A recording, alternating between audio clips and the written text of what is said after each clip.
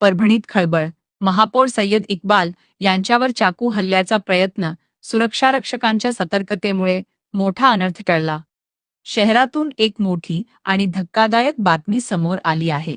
परभणी महानगरपालिकेचे महापौर सय्यद इक्बाल यांच्यावर धारदार शस्त्राने हल्ला करण्याचा प्रयत्न झाल्याची घटना आज सायंकाळी महानगरपालिका कार्यालयात घडली.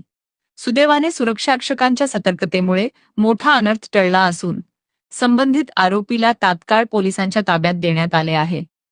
मिळालेल्या माहितीनुसार सायंकाळी 7 ते 8 वाजण्याच्या दरम्यान एक युवक निवेदन देण्याच्या बहाण्याने महापौर सय्यद इक्बाल यांना भेटण्यासाठी महानगरपालिका कार्यालयात आला होता. निवेदनाच्या संदर्भावरून त्याने महापौरांशी वाद घालण्याचा प्रयत्न केला.